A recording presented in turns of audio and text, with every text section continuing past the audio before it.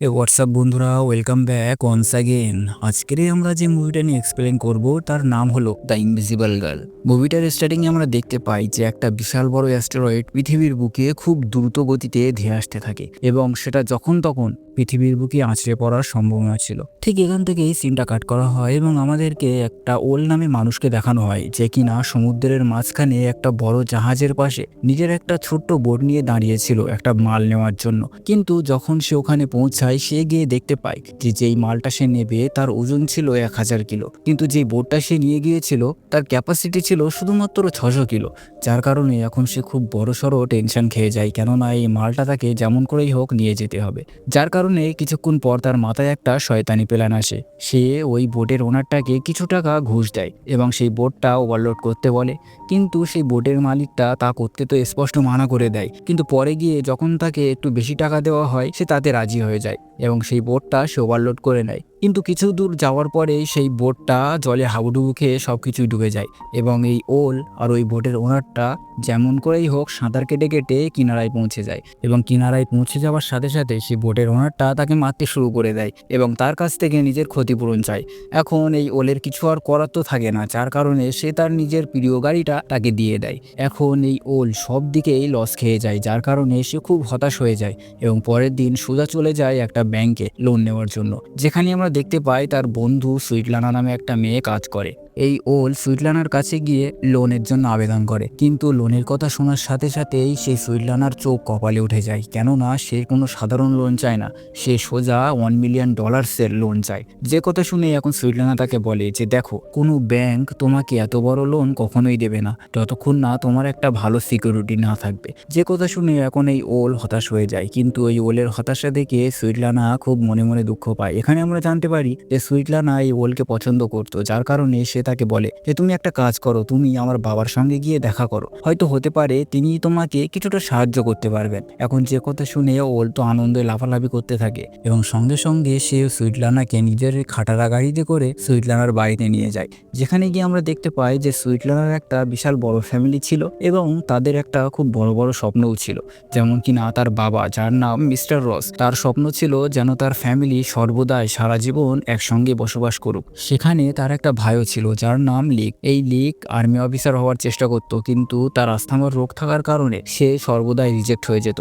সেখানে তার একটা ছোট্ট আর মিষ্টি বোনও ছিল যার নাম সাশা। তার স্বপ্ন ছিল যে সে বড় হয়ে সব কাজ একাই করবে। এখন এই সব কিছু সাইডে রেখে ওল সোজা চলে যায় মিস্টার রসের সঙ্গে কথা বলতে, যেখানে গিয়ে সে তার প্রয়োজনের কথা বলে এবং সে তাকে বলে যে আমাকে যদি আপনি সাহায্য করেন তাহলে আমি আপনাকে কিছু টাকার কমিশনও দেব। এখন এইসব কথা শুনে মিস্টার রস স্পষ্ট রূপে তাকে মানা করে দেয় এবং তাকে বলে যে দেখো, তোমাদের মতন লোকেরা সর্বপ্রথম আমাদের মতন মানুষের কাছ থেকে সিকিউরিটি নিয়ে লোন নিয়ে নেবে, কিন্তু পরে গিয়ে যখন তোমরা সেই লোনটা চুক্তা করবে না তখন ওই কোম্পানির লোকেরা আমাদের মতন ভদ্রলোকেদেরকে এসে ফাঁসিয়ে দিয়ে চলে যাবে। এই বলে সে ওখান থেকে চলেই যেতে থাকে, কিন্তু সেখানেই আমরা দেখতে পারি যে সে ওই মিটেরয়েডটা এখন পৃথিবীর খুব কাছে চলে আসে এবং সোজা গিয়ে তাদের ঘরের মধ্যে ঢুকে পড়ে, যার কারণে তাদের ঘরের মধ্যে একটা বিশাল আকারের গাড্ডা হয়ে যায়, যার কারণে এখন তারা সবাই ভয় খেয়ে যায় এবং সেখান থেকে বাইরে চলে আসে। কিন্তু তখন এই সুইটলানার মনে পড়ে যে ওই গাড্ডার ভিতরেই তার দাদু ডুবে গেছে, যার কারণে সে সঙ্গে সঙ্গে ঘরের ভিতরে ঢুকে তার দাদুকে সেখান থেকে বের করে। এখন এইসবের মাঝখানে ওলের মাথায় আর একটা প্ল্যান আসে। সে তাদের সবাইকে বলে যে আমরা যদি ওই মিটিরয়েডটা খুঁজে পাই তাহলে সেটা আমরা বাজারে যদি বিক্রি করে দেই তার বদলে আমরা একটা খুব ভালো অ্যামাউন্ট পাবো। যার কারণে এখন সবাই সেটা খুঁজতে লেগে যায়, কিন্তু অনেকক্ষণ খোঁজার পরে তারা সেখানে কিছুই পায় না, যার কারণে তারা সকলেই ক্লান্ত হয়ে যার যার ঘরে গিয়ে শুয়ে পড়ে। কিন্তু অন্যদিকে ওল হার মানে না, কেননা তার মাথায় একটা খুব বড়সড় ঋণ ছিল, যার কারণে সে সেটা খুঁজতে লেগে যায় এবং সেটা খুঁজেই দম নেয়। কিন্তু যখনই সে সেটা খুঁজে উপরে ওঠে সে তার দাদুর দিকে তাকায় এবং সে দাদুটা তাকে বলে যে আমার এখন এই পৃথিবী থেকে চলে যাওয়ার সময় এসে গেছে, যার কারণে সে সঙ্গে সঙ্গে ওখানেই কাত হয়ে যায় এবং এই দৃশ্যটা দেখে ওল খুবই দুঃখ পায় এবং সে ভেবে পাচ্ছিল না যে এত কিছু হয়ে যাওয়ার পরে সে কি করে সুইটলানাকে তার এই দাদুর মৃত্যুর খবরটা দেবে। কিন্তু সে সাহস করে সে সুইটলানার ঘরে চলে যায়, কিন্তু কিন্তু যখন সে সুইটলানার ঘরে যায় সে দেখতে পায় যে সুইটলানা ক্লান্ত হয়ে নাক ডেকে ঘুমোচ্ছে। পরের দিন যখন সকাল হয় তখন লিক তাদের ঘরে চলে আসে এবং তাদেরকে ডেকে নিয়ে ফাঁকায় নিয়ে যায় এবং এখানে দেখা যায় যে ওই মেটেরয়েডটা এখন গলে একটা লিকুইডে পরিণত হয়ে যায় এবং তারপরে লিক ওলকে বলে যে আমার বাবা ভুল করে ওই বালতিটায় লাথি মেরে সেটা ফেলে দিয়েছে, যার কারণে ওই লিকুইডটা সর্ব জায়গায় ছড়িয়ে গিয়েছে। এবং এখানে এই ফিল্মের সবচাইতে বড় একটা টুইস্ট সামনে আসে বন্ধুরা। এখানে দেখা যায় যে ওই লিকুইডটা সর্বদিকে ছড়িয়ে যাওয়ার কারণে সবার ভিতরে একটা অন্যরকম পাওয়ার চলে আসে। যেমন কি না ওই ছোট্ট মেয়ে যার নাম সাশা, সে এখন একটা সুপার গার্ল হয়ে গিয়েছিল এবং তাদের বাড়ির একটা আন্টি যার নাম লিডা, সে এখন উঠতে পারছিল এবং অন্যদিকে সেই সুইটলানা তার মধ্যে অদৃশ্য হয়ে যাওয়ার একটা ক্ষমতা চলে আসে, যার কারণে এখন ওল ভয় পেয়ে যায় এবং তাদেরকে সঙ্গে সঙ্গে একটা ডাক্তারের কাছে নিয়ে চলে যায়, যেখানে ডাক্তারবাবু তাদেরকে বলেন যে তাদের ভেতরে কোনো রকম কোনো রোগ নেই এবং তারা একদম ফিট অ্যান্ড ফাইন আছে। যার ফলে তারা যখন ঘরে চলে আসে তারা এসে জানতে পারে যে এই পাওয়ারটা তখনই কাজ করবে যখন বাড়ির সকল মেম্বার একই জায়গায় থাকবে, অর্থাৎ 20 মিটারের রেঞ্জের ভেতরে থাকবে। ওই রাতের বেলা যখন সকলে একসঙ্গে ডিনার করে তখন ওল তাদেরকে বলে যে একটা কাজ করা যাক, তোমাদের এই পাওয়ারের দ্বারাই আমরা কিছুটা টাকা ইনকাম করি। কিন্তু এই কথাটা শুনে মিস্টার রস স্পষ্টরূপে মানা করে দেয়, যার কারণে এখন ওল সেখান থেকে হতাশ হয়ে বাইরে চলে আসে, কেননা তার ভিতরে কোনো সুপার পাওয়ার ছিল না, অথচ সেই ছিল যে কিনা ওই পাথরটা খুঁজেছিল। ঠিক তার পরের দিন আমরা মিস্টার রসকে দেখি যে কিনা বাথরুম ঘরে বসে নিজের পেটটা হালকা করতে থাকে, যার কারণে সে নিজের পেটে খুব একটা জোরে চাপ দেয় এবং এই সাথে সাথে সে ওখান থেকে গায়েব হয়ে ঘরের বাইরে চলে আসে, যার মানে ছিল যে এখন তার মধ্যেও সুপার পাওয়ার চলে গিয়েছিল। এখন এটা দেখে মিস্টার রস তো অবাক হয়ে যায়, যার কারণে কিছুক্ষণ পর সে সবাইকে নিয়ে একটা লেকের কাছে চলে আসে এবং তারপরে সবাইকে নিজের সুপার পাওয়ারগুলো দেখাতে থাকে। ঠিক তখনই ওলের মাথায় আর একটা প্ল্যান আসে।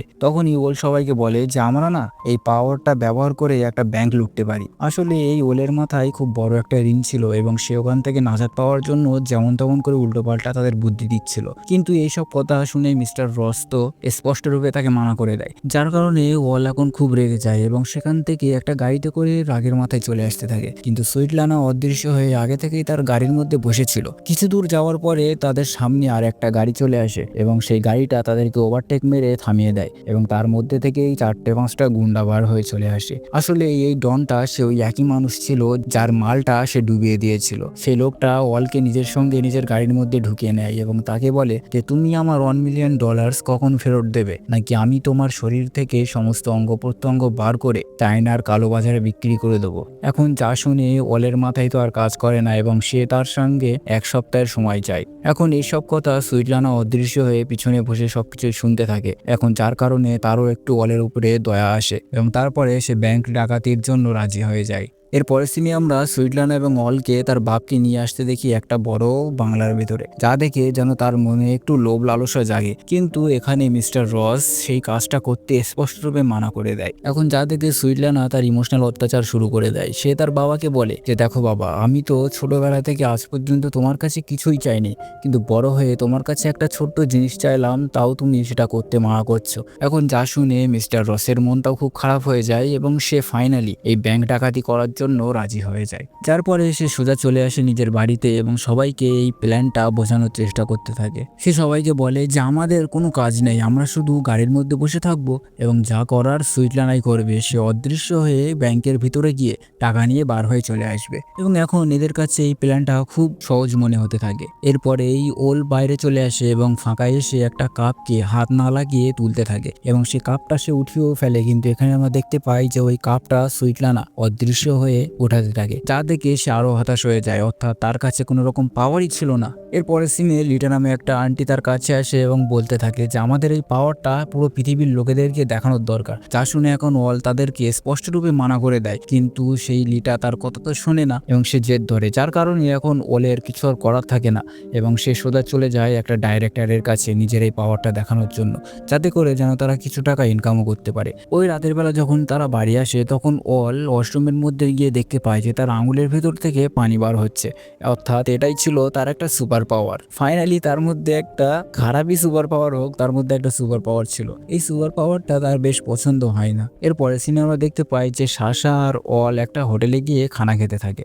ঠিক তখনই কিছুটা গুন্ডা এসে তাদের পিছনে লাগে, যার কারণে এখন সাশার মাথা তো গরম হয়ে যায় এবং সে তাদেরকে একাই তোলপাড় করে দেয়। এরপরে ফাইনালি তাদের সেই ফাইনাল কাজের দিন চলে আসে, অর্থাৎ ব্যাংক ডাকাতির দিন। তারা সকলেই গাড়ির মধ্যে বসে থাকে এবং সুইটলানা অদৃশ্য হয়ে যায়, কিন্তু এখনো পর্যন্ত তার জামা কাপড় দেখা যাচ্ছিল, যার কারণে সে তার নিজের জামা কাপড়ও খুলে দেয় এবং পুরো উলঙ্গ হয়ে গাড়ির ভিতর থেকে বাইরে চলে আসে এবং ওলের সঙ্গে ব্যাংকের ভিতরে ঢুকে যায়। ঠিক এখানেই বন্ধুরা একটা ফানি সিন দেখা যায়। যখন সুইটলানা ব্যাংকের তিজোরির তালা খুলতে যায়, ঠিক তখনই একটা পুলিশের গাড়ি এসে তার বাপের গাড়িটা সেখান থেকে দূরে সরিয়ে দেয়, যার কারণে এখন সুইটলানা দেখা যাচ্ছিল। ঠিক তখনই এই ওল বুঝতে পারে, যার কারণে সে সঙ্গে সঙ্গে তার বাপের গাড়িটা আবার 20 মিটারের রেঞ্জের মধ্যে নিয়ে চলে আসে এবং সে আবার অদৃশ্য হয়ে যায়। কিন্তু এবারে সে অদৃশ্য হয়ে নিজের গাড়ির মধ্যে এসে বসে থাকে খালি হাতে। এখন কিছু পুলিশদের তার বাপের উপরে সন্দেহ হয়, যার কারণে তারা সে গাড়িটা যখন চেক করতে আসে তখনই সুইটলানার বাপ একটা হাওয়া ছেড়ে সেখান থেকে অদৃশ্য হয়ে যায়।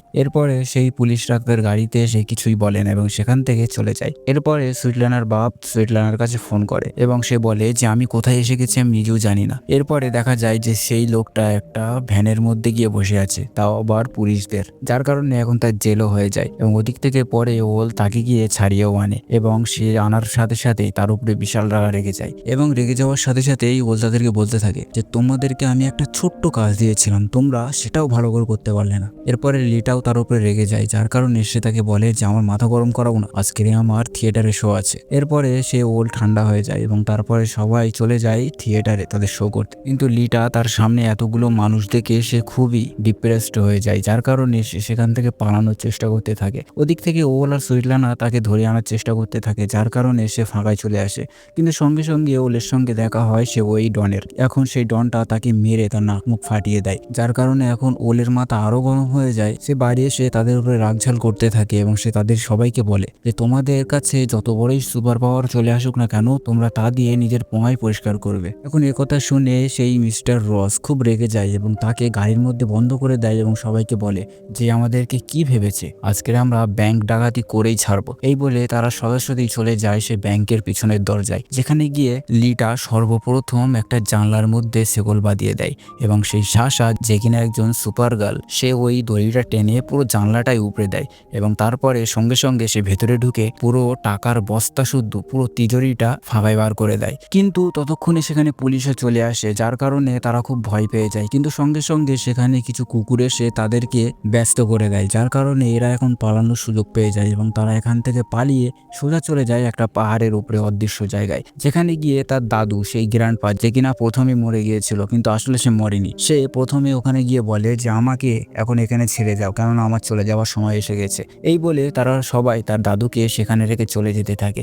কিন্তু কোথাও না কোথাও সুইটলানার খুব মনটা খারাপ হয়ে যাচ্ছিল, যার কারণে এখন সে ওলকে বলে যে আমার দাদুকে এরম করে ছেড়ে আসা ঠিক হয়নি। এখন ওল তাদেরকে বলে যে আমরা যদি এখন ফের পিছনে যাই তাহলে আমরা খুব খারাপভাবে ফেসে যাব। কিন্তু সুইটলানা তার উপরে রেগে যায় এবং তাকে নিজের ভাগটা দিয়ে দেয় এবং বলে তুমি এখান থেকে বেরিয়ে যাও এবং তোমার মুখ আমাকে কখনোই দেখাবে না। এখন কথা শুনে ওল সেখান থেকে নিজের টাকাটা নিয়ে বেরিয়ে চলে যায়। এরপরে সিনটা শিফট হয় এবং দেখানো হয় যে ওল এখন সেই ডনের $1 মিলিয়ন ঋণটা শোধ করে দিয়েছে এবং তার কাছে এখনো অনেক টাকা পড়ে আছে, যার কারণে সে এই দেশ ছেড়ে অন্য দেশে পালানোর চেষ্টা করতে থাকে। কিন্তু সে যদি এখান থেকে ওই টাকা নিয়ে যায় তাহলে এয়ারপোর্টের সিকিউরিটি তাকে ধরে ফেলবে, যার কারণে সেই টাকাগুলো সে নিজের গায়ের উপরে জড়িয়ে নেয় এবং এয়ারপোর্টের সিকিউরিটিকেও চাকমা দিয়ে দেয়। যখন সে প্লেনের মধ্যে গিয়ে বসে পড়ে তখনই তার সামনে একটা নিউজ রিপোর্টে দেখানো হয় যে সুইটলানার ফ্যামিলি সহ গ্রেফতার হয়ে গিয়েছে। আসলে হয়েছিল এমন যে যখন তারা সেখানে তার দাদুকে নিতে গিয়েছিল ডেড বডিটা, তখন সেখানে একটা এজেন্ট তাদেরকে সে লাশটা দিতে মানা করে দেয়, কিন্তু তার বদলে সুইটলানারা তাদেরকে অনেকগুলো ঘুষ দিতে থাকে। এখন এতগুলো ঘুষ দেখে সে লোকটার তাদের উপরে সন্দেহ হয়, যার কারণে সে সঙ্গে সঙ্গে পুলিশের কাছে ইনফর্ম করে দেয় এবং পুলিশরা তাদেরকে এসে যখন তদন্ত করে তখন তারা সেই নোটগুলোও পেয়ে যায়, যার কারণে তারা গ্রেফতার হয়ে যায়। এরপরে দেখানো হয় যে ওল তার দাদুকে নিয়ে চলে আসে একটা আদালতের মধ্যে। আসলে বন্ধুরা, এই দাদু যে বারবার মরে যাচ্ছে আসলে এর কারণ ছিল তার মধ্যে একটা সুপার পাওয়ার ছিল যে সে কখনোই মরবে না। এখন সেই দাদু তাদের কাছে চলে আসার সাথে সাথেই তাদের মধ্যে আবার সেই সুপার পাওয়ার গুলো জাগ্রত হয়, যার কারণে এখন তারা সবাই সে আদালতের মধ্যে তোলপাড় শুরু করে দেয়, যার কারণে পুলিশরাও সেখান থেকে তাদের সুপার পাওয়ার দেখে ভয়তে পালাতে থাকে। ঠিক তখনই সাশা একটা দেয়াল ভেঙে দেয় এবং সেখান থেকে তারা তারা উড়ে সবাই পালিয়ে যায় এবং পুলিশরাও তাদের পিছন করতে থাকে এবং এখন তারা একটা মোস্ট ওয়ান্টেড ক্রিমিনাল হয়ে যায়। যার পরে সবাই নিজের যান বাঁচানোর জন্য চলে যায় সেই ডনের কাছে। যার পরে সেই ডনটা তাদেরকে একটা কন্টেনারের মধ্যে বন্ধ করে দেয় এবং তাদেরকে এখান থেকে শিফট করে দেয় চায়নার একটা বাজারে এবং তারা এখান থেকে পালিয়ে যায় এবং তাদের জীবনও বেঁচে যায় এবং এরই সাথে সাথে মুভিটার এন্ড এখানেই হয়ে যায়। সো বন্ধুরা, আপনাদের এই ফিল্মের এক্সপ্লেনটি কেমন লাগলো কমেন্ট করে বলতে ভুলবেন না এবং যদি একটু ভালোও লেগে থাকে সো প্লিজ বন্ধুরা একটু লাইক করে শেয়ার করে দেবেন এবং চ্যানেলকে সাবস্ক্রাইব করতেও ভুলবেন না। সো দেখা হবে পরে আর একটা রোমাঞ্চকর ভিডিও নিয়ে। ততক্ষণের জন্য thanks for watching. Good bye.